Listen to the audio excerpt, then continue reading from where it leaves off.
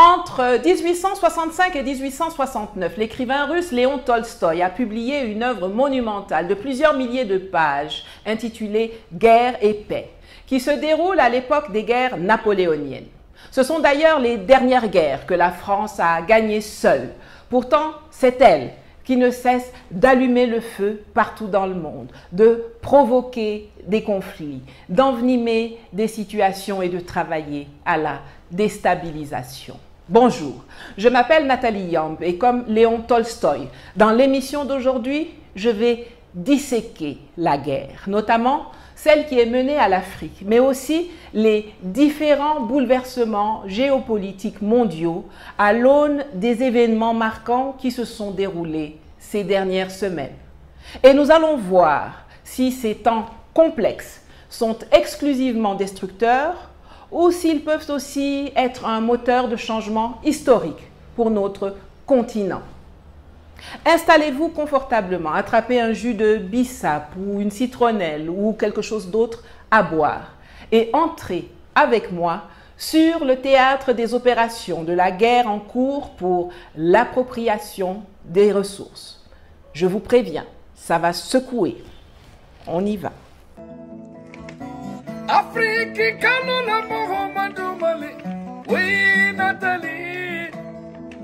Le 8 janvier 2025, un hélicoptère s'est écrasé à Sédhié-Bénou, près de Cotonou au Bénin, piloté par des individus en civil de type caucasien, des Blancs. Alors que les supputations allaient bon train, un communiqué laconique de l'ambassade des États-Unis au Bénin a été publié, qui informait que le vol avait été affrété par AFRICOM, le commandement de l'armée américaine en Afrique, en soutien aux forces armées béninoises en matière d'évacuation médicale. Fin de citation. Ah bon? Donc Patrice Talon fait appel à l'armée américaine pour procéder à des évacuations médicales? Mais qui devait donc être évacué? Il n'y avait aucun blessé ni aucun équipement médical à bord de l'appareil qui a craché. Pourquoi n'y a-t-il eu aucun communiqué officiel de l'armée ou du gouvernement béninois à ce sujet? Intriguant, n'est-ce pas? Quelques jours auparavant, une attaque terroriste revendiquée par le groupe de soutien à l'islam et aux musulmans, affilié à Al-Qaïda, aurait causé la mort de 28 soldats béninois au nord du pays, à la frontière avec le Niger et le Burkina, alors même que les armées américaines et françaises ont renforcé leur présence au pays de Béhanzin, malgré les dénégations du gouvernement. Les explications fournies par AFRICOM ne tiennent pas la route une seconde. Quelle était la réelle mission de cet hélicoptère avant qu'il ne s'écrase? Dans le cadre de la préparation de cette émission, j'ai eu à discuter avec des officiers et des soldats du Tchad, du Niger et du Cameroun qui ont pris part à des opérations contre Boko Haram dans la région du bassin du lac Tchad. Leurs témoignages concordent.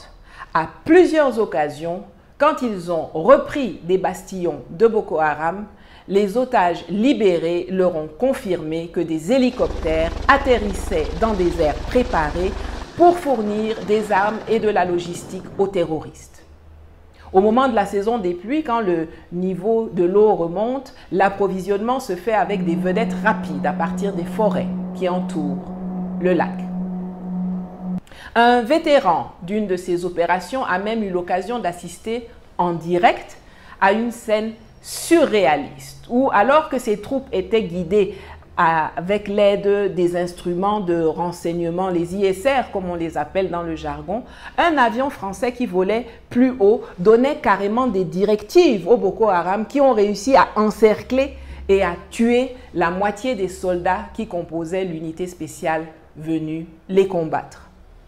C'est d'ailleurs à la même époque que le Cameroun a exigé le départ de la base militaire américaine implantée dans le nord du pays en porte-à-faux avec sa doctrine qui refusait jusque-là la présence de toute base militaire étrangère sur son territoire. Les Américains avaient pu obtenir une dérogation pour s'installer afin de fournir du renseignement aux autorités camerounaises dans la lutte contre Boko Haram. States forces is providing intelligence, surveillance, and reconnaissance assets to the Cameroonian forces. Then 10 is for them to take the lead, fight the local threat, and not only is it local, but it's grown to a global threat. Or, il s'est avéré que les Yankees préféraient eux aussi, comme leurs cousins français, fournir du renseignement au Boko Haram. Leur plan machiavélique était de permettre la jonction des terroristes venus du nord avec les voyous ambazoniens venus du Nozo pour faire tomber le régime à Yaoundé. Rien que ça. J'espère qu'à ce niveau, plus personne n'en doute.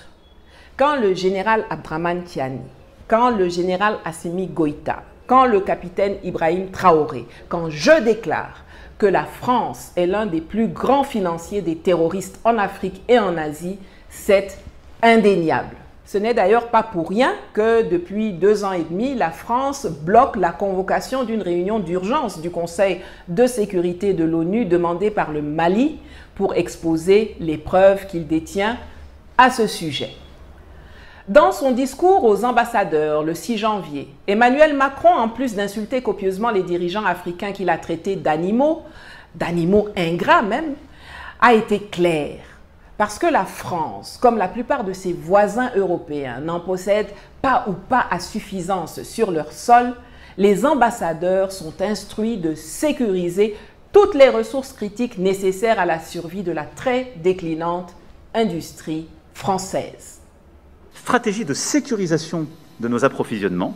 Nous avons bâti une stratégie sur les minerais rares, les matériaux critiques, les terres rares, qui a été élaborée il y a 2 ans. On est en train de la déployer. Je veux ici insister sur votre mobilisation à tous.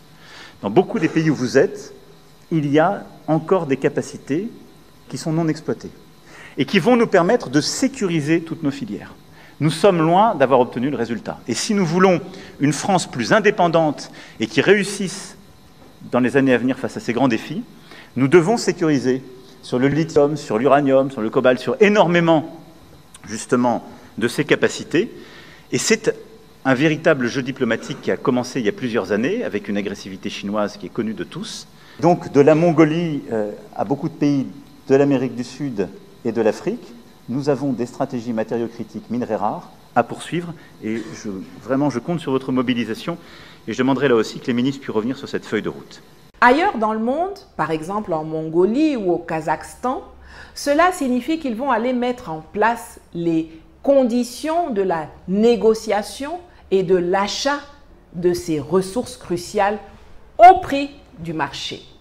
Mais en Afrique et plus spécifiquement dans la zone dite francophone, qu'ils considèrent comme leur chose, cela signifie aller les piller, aller se servir ou alors aller les acheter pour des peccadilles, soit avec la complicité des laquais placés par eux à la tête de nos États, ou alors avec la complicité des terroristes qui agissent en supplétif des armées d'occupation occidentale dans les zones concernées.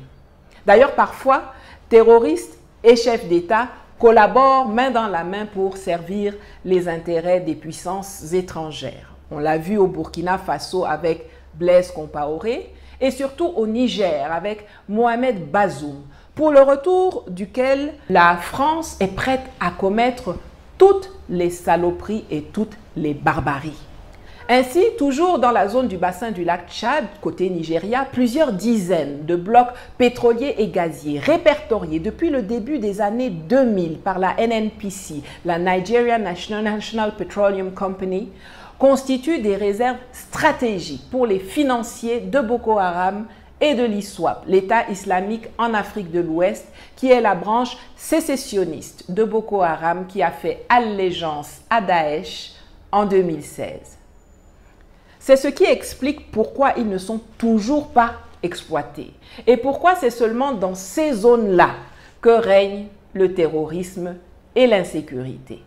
Pareil du côté du nord du Bénin ou dans la zone du parc W, les sites d'orpaillage clandestins pullulent et le fer se ramasse à même le sol. Pareil également du côté du Sahel, bien évidemment. C'est ainsi que régulièrement, des attaquants venus du Nigeria s'en prennent au pipeline Niger-Bénin, qui est à moins de 5 km de la frontière, avant de retourner promptement dans l'état de Sokoto, dans lequel des agents de la DGSE se sont installés depuis plusieurs mois, plus spécifiquement après que l'armée française a été chassée du Niger, pour recruter et entraîner des terroristes et mettre en place les infrastructures nécessaires. My testimony, I don't chop, I don't testimony. I don't testimony. Now my testimony, testimony, my testimony. I don't chop, I don't testimony. I don't testimony. Je m'appelle Chop Money. Beaucoup de gens se sont marrés en voyant la garde nationale française chanter Testimony de P-Square lors de la visite du dealer de drogue Bola Tinubu au consommateur de cocaïne Emmanuel Macron en France. Pourtant, derrière cette atmosphère bon enfant se tramaient des sombres machinations pour déstabiliser les pays de l'Alliance des États du Sahel, c'est-à-dire le Burkina Faso, le Mali et le Niger, mais aussi le Tchad, dont le président, le maréchal Mahama Idriss Déby Itno, que j'appelle Petit Déby pour le distinguer de son père, a décidé quelque part vers fin 2023, de diversifier ses partenariats, notamment militaires, ce qui a été considéré comme un casus belli par Paris. J'y reviendrai. Entre petits fours et mouvements de danse, ce sont des plans machiavéliques qui ont été discutés, peaufinés et validés. Après l'installation de 2 bases de l'armée française à Guigidi et à Gidankata dans l'état de Sokoto au Nigeria, on voit apparaître un nouveau groupe terroriste, les Lakurawa, également domiciliés dans l'état de Sokoto, qui sont en réalité un démembrement de l'EIGS, l'État islamique au Grand Sahara, un sous-traitant bien connu de l'armée française. C'est à eux que l'on doit une grande partie des attaques récentes contre le pipeline Niger-Bénin. Mais comme cela n'a pas eu l'effet escompté, à savoir l'écroulement de l'économie nigérienne, Paris a décidé de passer à la vitesse supérieure. Et c'est ainsi que le 8 janvier 2025, les services français ont convoqué une réunion dans une localité du bassin du lac Tchad avec les terroristes, des représentants du Bénin, du Nigeria et d'autres puissances occidentales, lors de laquelle il a été distribué des ceintures à explosifs pour passer à la phase des attentats suicides et des enlèvements en masse, comme en 2014, quand 276 élèves du lycée de jeunes filles de Chibok au Nigeria avaient été enlevés par Boko Haram pour ensuite, pour certaines, être mariées de force à leurs bourreaux ou alors être mises en esclavage. Ceux de ma génération se souviennent encore de la campagne mondiale Bring Back Our Girls qui avait suivi cet événement tragique. Par la suite, 57 jeunes filles avaient pu s'enfuir peu après l'attaque. 107 ont été libérées en 2016 et 2017 à la suite de négociations que le gouvernement Buhari avait menées avec Boko Haram et une centaine est toujours portée disparue à ce jour, dont probablement peu sont encore en vie. Que la France ait de nouveau recours à des stratagèmes aussi odieux et meurtriers n'est pas une surprise, car elle est coutumière du fait. Son appétence à faire couler le sang des Africains a déjà été prouvée à travers les siècles, par les nombreux coups d'État qu'elle a perpétrés, mais également par la mission Voulé-Chanoine au Niger, par l'extermination des indépendantistes au Cameroun, ou par la guerre du Biafra au Nigeria, qui a fait plus d'1 million de morts et lors de laquelle la France a fourni conseillers militaires, mercenaires et armes aux sécessionnistes qu'elle a fait acheminer par ses laquais historiques, le Gabon et la Côte d'Ivoire. L'histoire et le passé récent sont truffés de ces exploits macabres en la matière et il est affligeant de constater qu'il se trouve néanmoins toujours des Africains pour l'aider à les commettre. Les attentats suicides, les enlèvements à gogo, le Cameroun aussi a connu ça de 2014 à 2021. Ces salopards de terroristes utilisaient des enfants, des femmes pour aller se faire exploser dans les marchés, dans des camps de réfugiés, dans des lieux à forte affluence, semant la psychose. Les autorités nigériennes seraient d'ailleurs bien inspirées de se rapprocher des autorités camerounaises pour un partage d'expériences, mais aussi, et je le répète, pour réactiver l'option du transport du pétrole du Niger via le pipeline Tchad-Cameroun, plutôt que par le Bénin. Revenons au Tchad. On rappelle que non seulement ce pays était la principale base de déploiement de l'armée française en Afrique hors Djibouti, mais également que Emmanuel Macron, faisant fi de toute intelligence politique ou toute retenue diplomatique, avait rappliqué à N'Djamena ventre à terre à la mort de Déby Père pour prendre son rejeton sous son aile protectrice.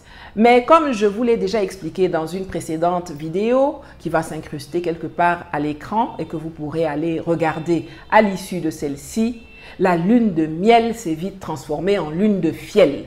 Macron avait en effet décidé d'exiger de Petit Déby qu'il laisse la place à un civil, son chouchou étant Moussa Faki, pour contrer le poulain des Américains qu'est Succès Masra. Cela a jeté un gros froid dans leurs relations et quelques mois après avoir éjecté les Américains, le président tchadien a procédé le 28 novembre 2024 à la dénonciation des accords de défense avec la France au grand désarroi de Paris. Cependant, au fil du temps, cet accord est devenu obsolète, complètement obsolète. Il ne correspondait plus ni aux réalités sécuritaires, géopolitiques et stratégiques de notre temps, ni à nos attentes légitimes quant à la pleine expression de notre souveraineté. Certains se sont justement demandé s'il ne s'agissait pas d'une mise en scène, la mise en œuvre du scénario de l'invisibilisation que Emmanuel Macron avait évoqué en février 2023, en amont de la tournée du propriétaire qu'il avait faite en RDC, au Gabon et au Congo. Magnéto. La réorganisation que j'évoquais tout à l'heure n'a pas vocation à être un retrait ou un désengagement. Mais elle se traduira en effet par, si je puis m'exprimer ainsi, une africanisation ou mutualisation de ces grandes bases. Là où vous avez des bases avec un dispositif posé, parfois des centaines, voire des milliers de militaires français, vous aurez une réduction du nombre de nos militaires qui s'accompagneront d'une montée en charge de leurs partenaires africains en fonction des besoins qui seront définis et précisés dans le cadre des travaux que le ministre aura à conduire avec le SEMA dans les prochaines semaines. Et donc ces bases ne seront pas fermées, mais elles seront transformées. Elles deviendront pour les unes des académies, pour les autres des bases mais partenariales. Elles seront pour certaines rebaptisées. Elles vont changer de physionomie, de logique, d'empreinte. Et à côté de ça, nous devons donc avoir une visibilité qui n'est pas la même. Parce qu'on l'a bien vu ces derniers mois et ces dernières années. Si c'est le cas, très vite, avec beaucoup de propagande aussi, les gens se retournent et disent « notre problème est là, c'est eux, ils sont en train de soutenir un coup d'État ou ils soutiennent le pouvoir en place ». Ces bases ne seront pas fermées. Pour ce qui est des principales bases, il peut y avoir des réajustements après des dispositifs en fonction du dialogue que nous aurons avec les uns les autres et des besoins, mais elles seront réaménagées et elles deviendront académies, bases conjointes, etc. Vous avez entendu, non? Ils le martèlent à l'envi. Ils ne veulent pas partir, ils ne vont pas partir, ils veulent juste être moins visibles. Ce désir de rester en mode furtif a été réitéré par toute la galaxie politique, militaire et paramilitaire française. On avait déjà entendu l'ex-SEMA et actuel grand chancelier de la Légion d'honneur, le général Lecointre, et le barbouze de la DGSE Vincent Crouzet à ce sujet. Écoutons le général d'armée Didier Castres, patron de GEOS, une société paramilitaire française qui offre tout type de services, des mercenaires à la gestion portuaire, comme c'est le cas dans la principale des colonies françaises en Afrique, la Côte d'Ivoire. Par exemple, GEOS, depuis décembre, assure la gestion complète du port d'Abidjan. Il en assure la sécurité, il en assure le contrôle des flux in et des flux out, il en assure la relève des taxes des bateaux qui rentrent, qui sortent, etc. Voilà à peu près les 4 métiers, de façon très synthétique, de GEOS. Quels sont les avantages que je vois à ce type d'action? D'abord, c'est la basse visibilité de l'action de GEOS, puisqu'on fait toujours appel à des prestataires locaux. Donc c'est pas une équipe de France qui débarque dans les pays, c'est toujours un prestataire local avec des security managers ou des gens qui organisent tout ça.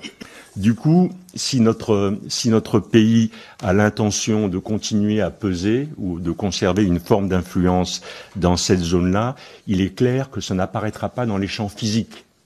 Je pense que l'option militaire, ou la présence militaire, ou la visibilité militaire ne sera plus un critère pour développer cette influence.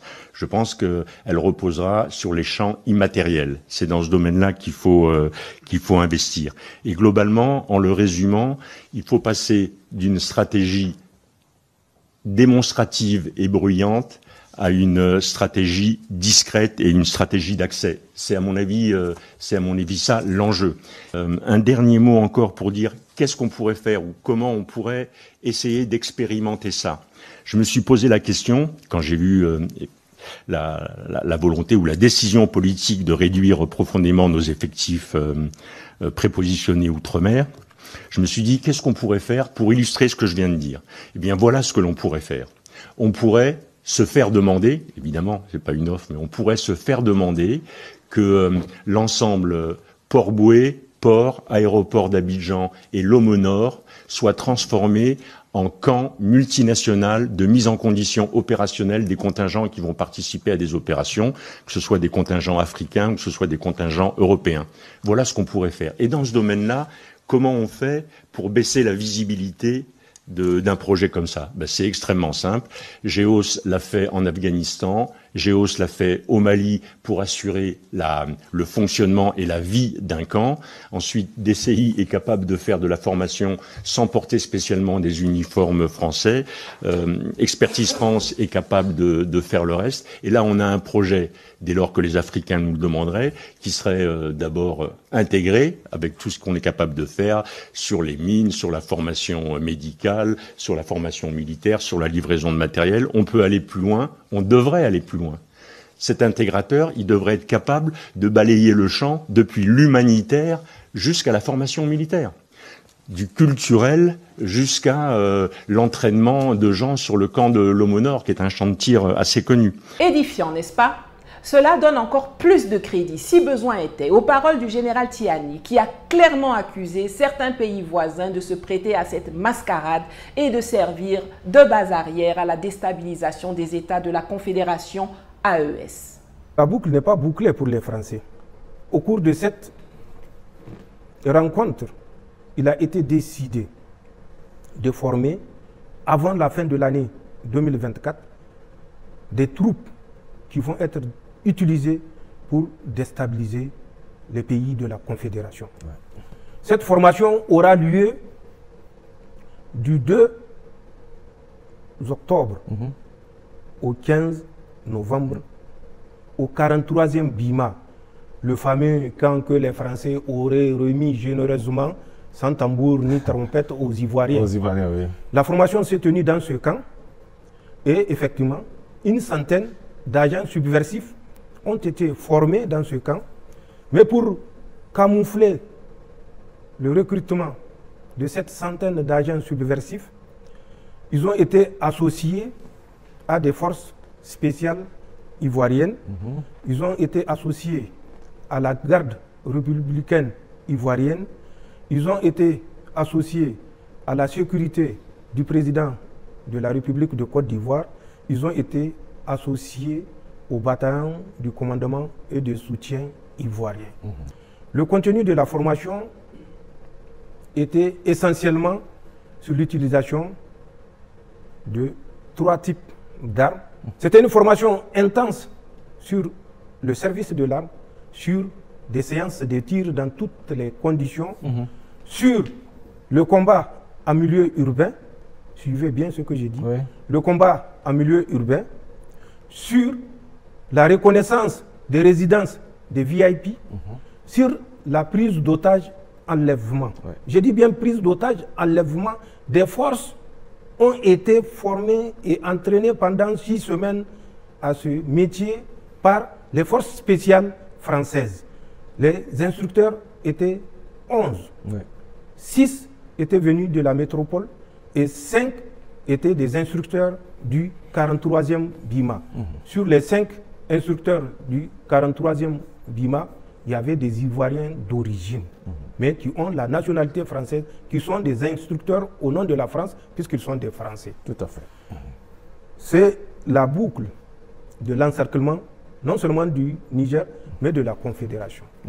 Voilà ce que la France est en train de faire, malheureusement, et nous sommes au regret de le constater, avec l'accord, malgré les démentis hypocrites des chefs d'État africains, des responsables africains, tout simplement parce que pour eux, le sein versé dans la Confédération, s'il leur permet de faire un deuxième ou un troisième mandat ou un quatrième, n'est pas une perte. Tout à fait. Ce n'est que du profit.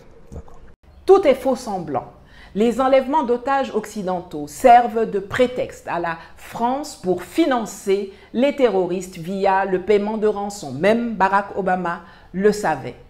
Ne voilà-t-il pas qu'on nous annonce l'enlèvement fort à propos d'une Autrichienne à Agadez et d'une Espagnole en Algérie qui aurait été amenée, ne riez pas, au Mali. Parlons aussi des risibles demandes de collaboration avec les États de l'AES formulées par les chefs de l'armée béninoise pour prétendument collaborer à combattre les terroristes, alors que c'est eux qui les hébergent et qu'en 2023, ils étaient chauds pour attaquer le peuple et les autorités du Niger pour plaire à la France.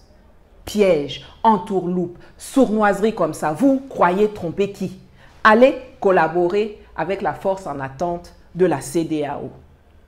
La France ne laissera jamais personne le remettre en cause et ne laissera jamais personne menacer, ni aujourd'hui, ni demain, la stabilité et l'intégrité du Tchad. Tout est faux semblant.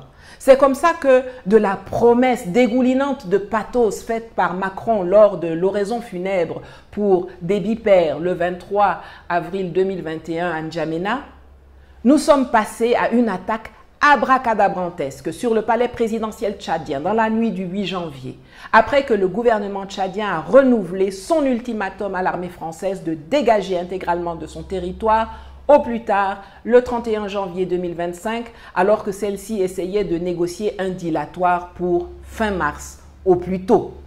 Alors évidemment, il y a ceux qui disent que rien n'indique que la France soit derrière les 24 attaquants qui se sont jetés armés de machettes sur le palais, tuant 2 gardes, avant que 18 d'entre eux ne soient neutralisés et 6 autres arrêtés.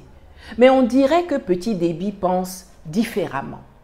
Dès le lendemain, il a publié le message suivant sur son compte Facebook. Les assaillants de cette vaine tentative visaient à me vitrifier, mais ils ont été vitrifiés par la vaillance, la vigilance et le courage de la garde présidentielle. Vous avez remarqué qu'il a dit vitrifié, recourant à un terme très peu usité qui est revenu sur le devant de la scène il y a 3 mois lorsque l'imbuvable Robert Bourgi faisait le tour des plateaux télé pour promouvoir ses mémoires france-africaines et qu'il a dévoilé que Sarkozy lui a dit qu'il allait, je cite, vitrifier Laurent Gbagbo, fin de citation, lorsque celui-ci a refusé de démissionner pendant la crise post-électorale en 2011 en Côte d'Ivoire. Déby n'a pas utilisé ce mot par hasard, c'est un indice qu'il a donné. Cette attaque avait été précédée en octobre par une autre extrêmement violente, perpétrée par les terroristes de Boko Haram, se déplaçant en vedette rapide qui avait coûté la vie à plus d'une 40aine de soldats tchadiens sur l'île de Barkaram, dans le bassin du lac Tchad.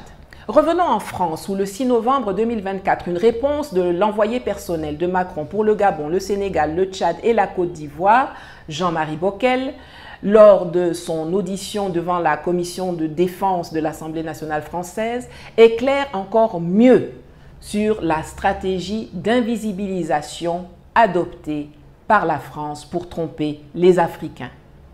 Quand je rencontre le président Ouattara, je lui dis voilà, ce qui compte, c'est pas qu'il y ait telle ou telle centaine de soldats qui sont là traditionnellement, c'est qu'est-ce qu'on va faire ensemble mieux à partir d'un dispositif socle permanent, à partir de ce qu'on appelle une capacité d'entrée en cas de nécessité, en cas d'attente du partenaire, que ce soit pour des exercices, que ce soit pour de la géométrie variable, en fonction également de la menace, en fonction des attentes, eh bien, c'est ça qui compte.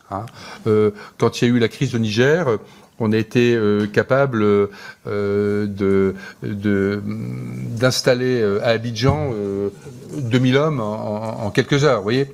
Donc, je pense que un des, comment dirais-je, des aspects importants de la mission, c'est d'avoir réussi quand même vis-à-vis des partenaires à faire passer ce message.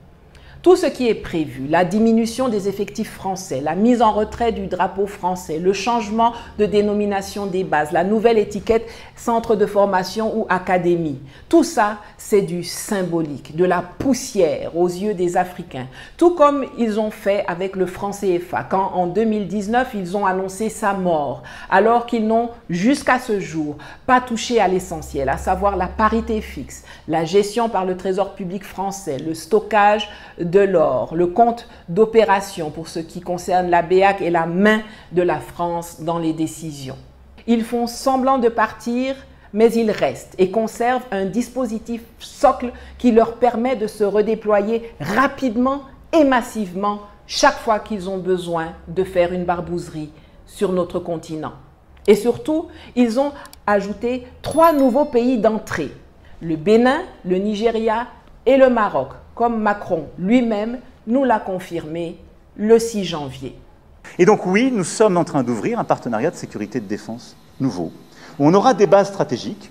Djibouti en fait partie, c'est pourquoi elle est d'une toute autre nature. Je l'ai évoqué devant nos militaires, elle sera pérenne, stable, parce qu'elle est régionale. Et on va demander à nos partenaires de savoir exprimer leurs besoins en termes de défense. Mais on va faire plus de formation, plus d'équipement, plus de renseignements, plus de contrats aussi dans la durée de défense.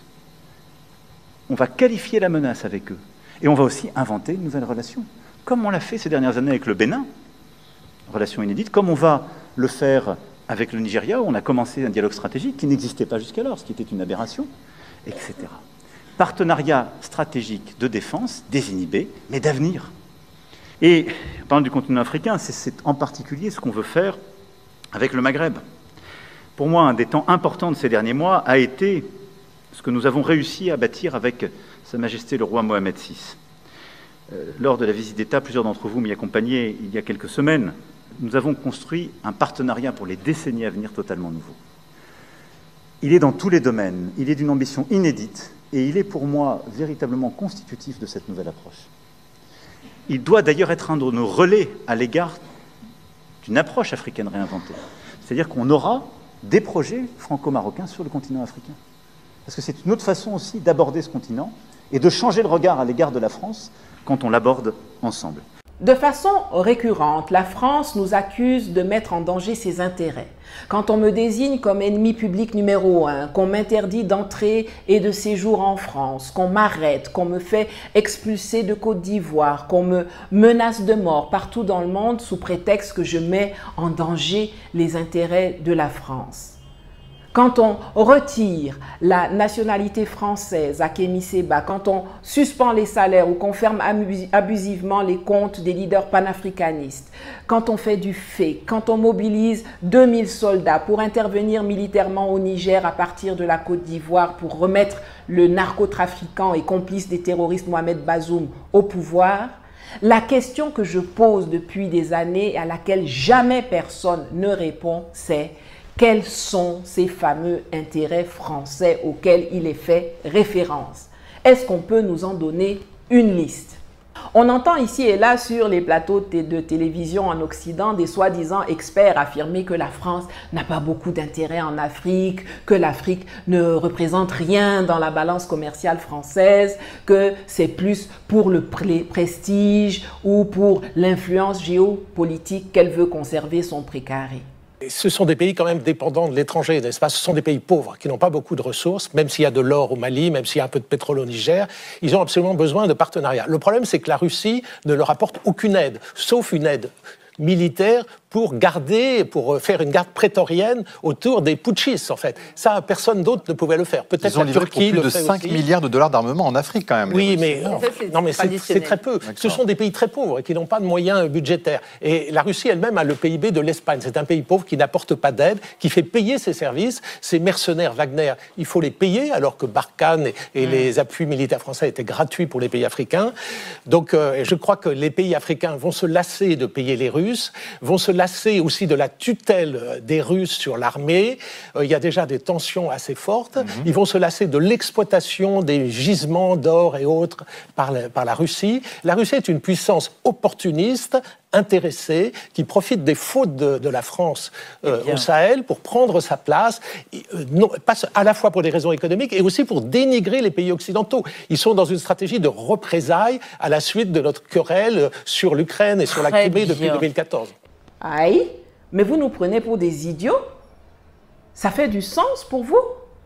Vous dites qu'on ne pèse rien, qu'on est les plus pauvres du monde, qu'on vous coûte cher parce que vous devez nous abreuver de votre charité, de votre aide publique, militaire, humanitaire, que vous devez gérer gentiment notre monnaie. Mais quand on vous demande poliment de partir pour vous décharger du fardeau que nous sommes, vous criez, vous pleurez, vous refusez de quitter, vous montez des opérations militaires, vous déployez des agents de la DGSE et vous financez des attaques terroristes pour revenir ou rester. Les intérêts français sont par nature des intérêts occultes. Le business que la France vient faire chez nous, elle le fait dans une relation déséquilibrée, dans un jeu à somme nulle, où elle gagne et nous ne gagnons pas. La France considère que pour que eux gagnent, il faut que nous perdions. Ils n'admettent pas le partenariat gagnant-gagnant que nous exigeons dorénavant. Mais ça, ils ne peuvent pas le dire. C'est pour cela que c'est cette partie qui reste occulte qui fait le tout de leur intérêt. En réalité, il n'y a pas des intérêts français, il y a un intérêt français en Afrique. Notre relation doit rester déséquilibrée. C'est ça la réponse que l'on cherche en vain depuis toutes ces années. Je répète, il n'y a pas des intérêts français, il y a un intérêt français en Afrique. Notre relation doit rester déséquilibrée. Je répète une dernière fois, il n'y a pas des intérêts français, il y a un intérêt français en Afrique. Notre relation doit rester déséquilibrée. De Gaulle l'avait dit, ils veulent pouvoir se servir librement chez nous.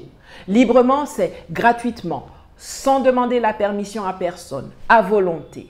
Et tous ceux et celles qui dévoilent et s'attaquent à ce déséquilibre sont combattus et vilipendés avec l'énergie du désespoir par Paris. Maintenant qu'on a dit ça, pour déterminer quelle carte l'Afrique peut jouer pour s'extraire de ce magma de mort, de menaces et de déstabilisation qui l'entoure, il est important de prendre en compte le contexte géopolitique du moment. Regardons donc rapidement ce qui se passe dans le monde pour en tirer des leçons pertinentes pour nous. En Europe, on entre dans la 3e année du conflit OTAN-Russie en Ukraine. L'armée russe continue d'avancer et de conquérir une localité après l'autre dans le Donbass, qui sont des prises de guerre irrémédiablement perdues pour l'Ukraine, qui finira rétrécie et morcelée. Il y a quelques jours, les Russes ont pris le contrôle de la plus grande réserve de lithium d'Europe, avec 13,8 millions de tonnes dans le village de Sevchenko, que Zelensky avait auparavant cédé à une entreprise occidentale.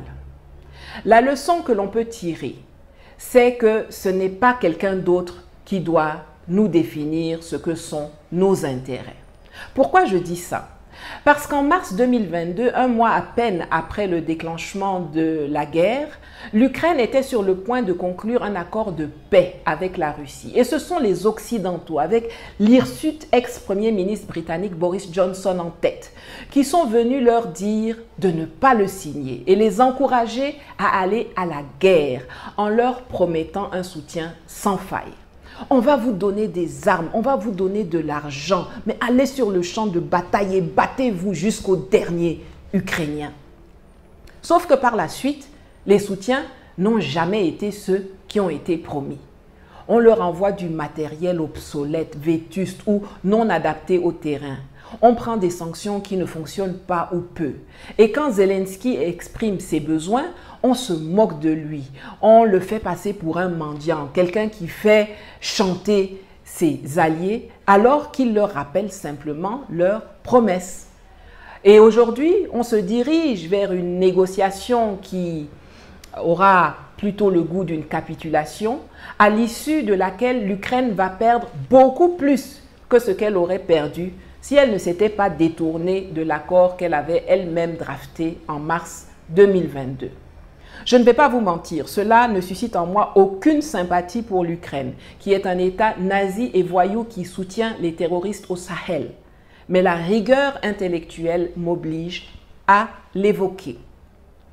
Les Européens aussi ressortent très affaiblis de cette guerre par procuration qu'ils mènent à la Russie pour le compte des Américains à l'encontre de leurs propres intérêts. Les sanctions qu'ils ont prises contre Moscou ont eu un effet boomerang et ont mis l'économie européenne à genoux à la grande satisfaction de Washington.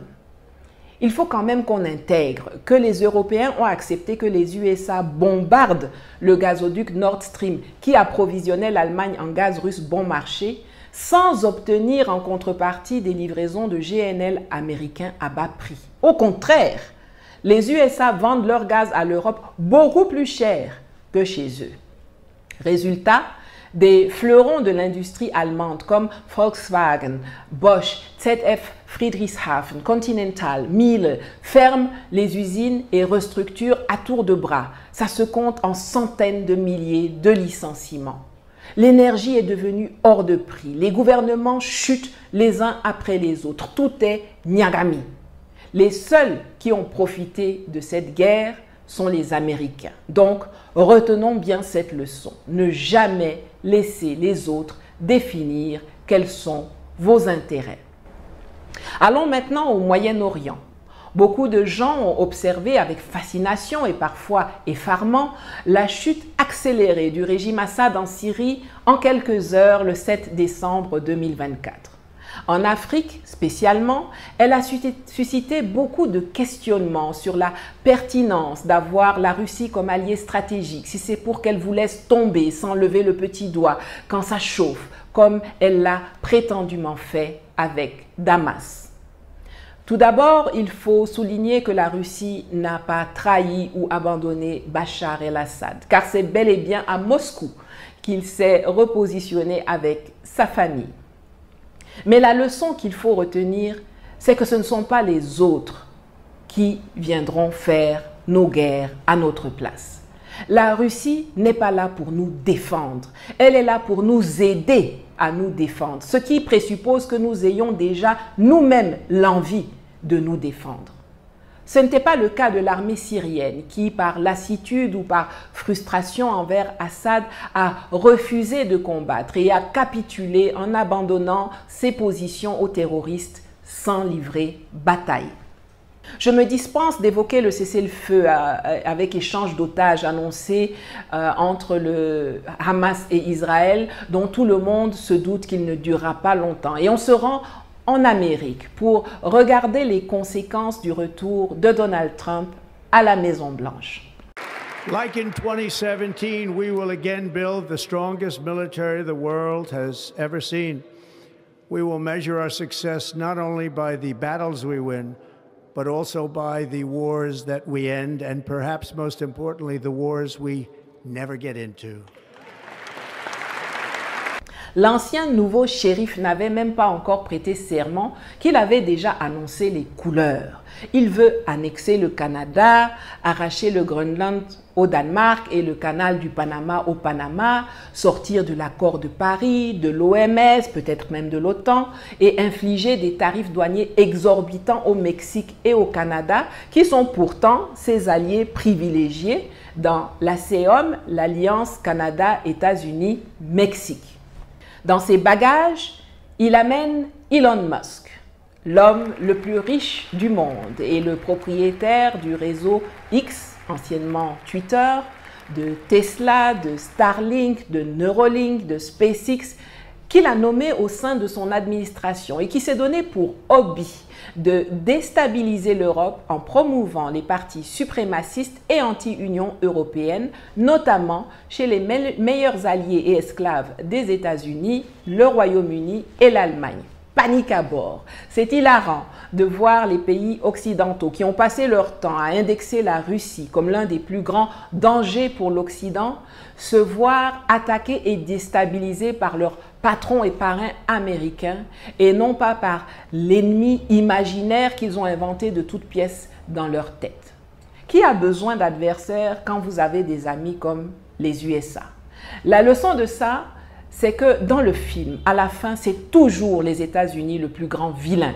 Et il ne faut pas penser qu'une fois qu'on en aura terminé avec la France, on pourra se reposer et que tout sera pour le mieux dans le meilleur des mondes. Non. Alors, au regard de ce contexte, quelles sont les options qui s'offrent aux Africains pour transformer les forces destructrices qui nous engluent en un moteur de changement positif pour notre continent? Je vais les présenter en 3 groupes, politique, économique et sécuritaire. Dans le domaine politique, les leaders de l'AES et les dirigeants qui sont sincèrement intéressés à s'émanciper de la France-Afrique doivent immédiatement sortir de la francophonie, qui est le bras armé, culturel et commercial de l'impérialisme français. La sortie de l'accord de Paris sur le climat doit également se faire dans la foulée de la prise de pouvoir de Donald Trump aux États-Unis qui va de nouveau claquer la porte à cette arnaque qui a pour objectif de nous empêcher de faire usage de nos ressources pour nous développer. Les géants des secteurs bancaires, de gestion d'actifs et des assurances comme Bank of America, Citigroup, JP Morgan, Wells Fargo, Goldman Sachs, BlackRock, Vanguard, Allianz, AXA ont tous quitté les initiatives Net Zero qui œuvrent pour la neutralité carbone sous la pression des lobbies et des États républicains adeptes des énergies fossiles qui menaçaient de saisir la justice pour entrave à la concurrence. Mais ce sont nos boutoukou de chefs d'État qui ne comprennent jamais la moitié des choses qu'ils signent à l'international qui vont rester dans cet accord de merde au lieu de profiter de la sortie des BAO pour Fraya. Quand l'éléphant dégage le chemin vers la liberté, le petit écureuil intelligent marche dans son ombre. La 3e action politique doit être la sortie de la Cour pénale internationale. Plus les perspectives de rétablir l'ancien ordre unipolaire vont s'évanouir, plus les Occidentaux vont revenir à un mode opératoire qui a fait ses preuves. L'instrumentalisation de la justice internationale pour se débarrasser de compétiteurs et d'adversaires gênants. On voit très bien le schéma qui se profile à l'horizon, avec des accusations de crimes de guerre qui seraient commis par nos leaders et nos armées à l'endroit de populations que les médias, les politiques et les ONG occidentales tentent de victimiser à outrance depuis longtemps, mais avec un regain d'énergie ces dernières années. La CPI n'a plus aucune raison d'être. Son hypocrisie, son 2 poids 2 mesures, son traitement par-dessus la jambe par ceux-là même qui l'utilisent comme arme, ont fini de la néantiser. On a tous vu comment les États-Unis, qui ne sont même pas membres du statut de Rome, après avoir poussé la Cour à émettre un mandat d'arrêt contre Vladimir Poutine sur des motifs farfelus, menacent de sanctionner la même Cour pour avoir également émis un mandat d'arrêt contre le monstre Benjamin Netanyahou, leur protégé ou patron, on ne sait plus trop bien. La justice de l'AES fonctionne bien. Il faut rapidement entamer le processus de retrait de la CPI en tenant compte du fait que le préavis court pendant 1 an. Passons maintenant aux options économiques qui s'offrent à nous. Évidemment, l'année 2025 doit consacrer l'abandon du franc CFA par le Burkina, le Mali et le Niger. Et ce serait bien qu'il soit imité dans la foulée par tous les États de la zone franc qui aspirent un tant soit peu à l'autodétermination. Je réfléchis d'ailleurs à faire une émission consacrée à dresser l'état des lieux du franc CFA dans le contexte géopolitique actuel et à vous expliquer pourquoi ça prend du temps et comment il faut procéder pour s'en défaire en limitant les risques. Dites-moi en commentaire si cela vous intéresse. Ensuite, on l'a vu tout au long de cette émission, nos matières premières attirent et ceux qui les convoitent créent des guerres et des situations d'insécurité pour délimiter des lieux où les États n'ont pas accès et qui deviennent des zones de pillage. On pense à Kidal. Il faut sortir l'économie mondiale de la logique selon laquelle des matières sont volées quelque part et circulent dans le commerce comme si de rien n'était. En ce sens, on peut saluer la procédure judiciaire entamée par la République démocratique du Congo contre Apple qui utilise des minerais de conflit dans sa chaîne d'approvisionnement. Mais il serait plus efficace de prendre des dispositions en amont pour créer un écosystème de transparence et de traçabilité pour toutes nos ressources, le pétrole, le gaz, le cobalt, le lithium, l'uranium, le fer, le cacao, etc. Et pas uniquement pour les diamants ou le bois sur injonction des Occidentaux. Et enfin, il faut procéder en urgence à la divulgation de tous les accords léonins et à la dénonciation des pratiques de rétorsion, de chantage et toutes les magouilles utilisées par la France et ses acolytes occidentaux contre nous, contre le bien-être et l'existence même des populations africaines. Comme on l'a vu plus tôt, la dissimulation et l'invisibilisation sont les méthodes préférées de la France-Afrique pour préserver leur intérêt occulte qui est de maintenir une relation déséquilibrée avec l'Afrique. À l'opacité, il faut opposer la transparence. Les sachants, les chefs d'État, les ministres, les en haut de en haut, déballez tout. Mettez leurs fesses dehors, comme Macron a exposé celle de Ouattara lors de la conférence des ambassadeurs. Dites tout. Non seulement cela va nous donner des arguments pour les combattre, mais cela va également sérieusement écorner l'image de la France. Et dans la guerre en cours actuellement, la communication est un champ de bataille majeur. Je vais prendre un exemple récent pour illustrer mon propos. Le 19 décembre 2024, nous avons appris via la DGSE, le service d'espionnage et de barbouzerie français, que ces 4 agents qui avaient été arrêtés et détenus à Ouagadougou depuis le 1er décembre 2023 ont été libérés après une médiation par des agents des services secrets marocains. Le Burkina n'a pas communiqué dessus, n'a pas réagi. Il y a quelques jours, rebelote. Le journal français Le Monde évoque la somme de 60 millions d'euros qui auraient été payés pour permettre la libération de ces espions. Là encore, le Burkina se tait. Et à mon avis, c'est une erreur, une très grosse même. En effet, cela laisse tout loisir à la désinformation française de raconter des bobards à propos de cette affaire, en faisant passer les vilains pour les gentils et en présentant l'État du Burkina Faso comme un preneur d'otages qui a raquetté les Français en obtenant une rançon pour libérer ces pauvres agents innocents. C'est inacceptable et les services du Burkina doivent se revoir, comme on dit chez moi. Ce genre de transaction ne se fait pas sans laisser de traces. Et même si l'on ne peut pas divulguer certains éléments stratégiques et les chiffres exacts, le Faso aurait dû communiquer en premier et faire savoir qu'ils ont été approchés par les services français, qui ont reconnu être en tort et qui ont proposé des conditions d'indemnisation pour éviter à leurs espions déstabilisateurs de passer un deuxième Noël en détention. Après avoir étudié la proposition et pris acte de la reconnaissance de sa culpabilité par la France, les autorités burkinabées ont accepté l'offre d'indemnisation française et autorisé le rapatriement des espions. C'est à minima de cette façon que le Burkina aurait dû communiquer. Je le dis et je le répète, nous sommes dans une guerre tous azimuts, dans laquelle l'opacité et le secret profitent à nos ennemis et au système qui nous détruit. Il faut le faire aussi pour informer l'opinion française et occidentale des basses besognes que leur État criminel effectue en leur nom et des sommes gigantesques qui sont dépensées pour ce genre de deal alors qu'on leur demande de se serrer la ceinture et qu'on les précarise. Posez-vous la question de savoir pourquoi la France a versé 15 millions d'euros, c'est-à-dire 10 milliards de francs CFA pour chacun de ces 4 barbouzes. 40 milliards de francs CFA en tout. Ces agents, ce sont ceux qui se réunissent dans la brousse africaine avec les terroristes, leur distribuent des pick-up, de l'argent, des armes, des ceintures à explosifs. Ces gens sont des distributeurs automatiques de mort. Un seul de ces agents provoque allègrement le massacre de milliers d'Africains, la déstabilisation de plusieurs États. Et c'est la raison pour laquelle leur employeur débourse des sommes folles pour les récupérer. Et c'est pourquoi, pour moi personnellement, ces gens-là devraient être jugés et condamnés à la peine la plus lourde. Et toute la rigueur de la loi doit s'appliquer.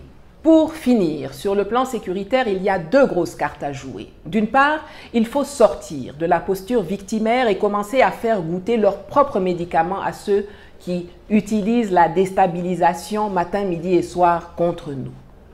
Comme l'Azerbaïdjan le fait si bien avec la Nouvelle-Calédonie, nos États ne doivent pas laisser passer les opportunités de déstabiliser la France à travers ses colonies ultramarines en Kanaki, en Martinique, en Guadeloupe, en Guyane, en Polynésie, en soutenant les mouvements indépendantistes.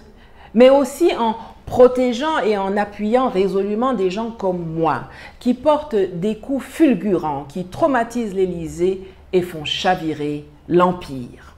Vous voulez une preuve? 2025 n'avait même pas encore fait une semaine que déjà France Culture le dimanche et Emmanuel Macron le lundi avaient déjà recommencé leur diffamation et leur lamentation à mon endroit et à celui de mon sang, Kémy Séba. Pour évoquer la francophobie, quelle est votre analyse sur cette hostilité très forte contre la France depuis quelques années, parfois depuis plus longtemps, mais on a l'impression, notamment à travers un certain nombre de blogueurs ou de figures très présentes sur les réseaux sociaux, je cite les deux plus célèbres, hein, Kémy Séba, né en France d'ailleurs, et Nathalie Yamb, qui est suisse, je crois, et dans les deux cas, ils sont interdits sur le territoire français, et d'ailleurs interdits aussi dans une dizaine de pays africains. Ce sont ce qu'on appelle des panafricanistes, ils se définissent comme ça, ou des néo-panafricanistes, et qui mènent des campagnes très violentes, très hostiles, d'attaques de personnes, d'attaques contre nos ambassadeurs, parfois même d'appels à des attaques physiques. Comment on en est arrivé là? Dans un continent qui a 75% à moins de 25 ans, le dialogue avec l'Afrique ne peut pas être l'otage d'un panafricanisme de bonne aloi contemporain qui utilise en quelque sorte un discours post-colonial, en ayant d'ailleurs des soutiens de revers qui sont les impérialistes d'aujourd'hui. Et donc cette espèce de combination de faux intellectuels manipulant les réseaux sociaux, utilisant le désarroi d'une jeunesse et les intérêts de la Russie ou d'autres en Afrique, soyons lucides, mais n'y cédons pas. Évidemment, on ne peut pas espérer gagner une guerre avec les armes et les équipements que nos ennemis possèdent, fabriquent ou téléguident. Il est donc urgentissime que nos États mettent en place des plateformes de réseaux sociaux comme Twitter, comme Facebook ou YouTube pour permettre l'éveil de conscience et la divulgation des vérités à propos de la guerre millénaire de la France et de l'Occident contre l'Afrique, sans que les Africains ne soient bâillonnés, censurés, bannis, démonétisés. Vous le savez, je suis moi-même victime de cela depuis longtemps, mais il y a d'autres exemples tout aussi marquants, comme la façon dont toutes les plateformes que je viens de citer ont fait sauter simultanément les comptes du média African Stream, basé au Kenya, qui faisait un très bon travail d'éveil et d'information, et qui continue de le faire, mais avec beaucoup moins de visibilité. Ou Afrique Media, qui a récemment sauté sur YouTube. Je souligne bien que je demande aux États de le faire, car je sais qu'on va me dire qu'il y a des réseaux qui existent, mais malheureusement, soit ils ne sont pas suffisamment visibles, soit pas techniquement au point, soit ils appartiennent à des gens qui sont le matin avec toi et le soir contre toi.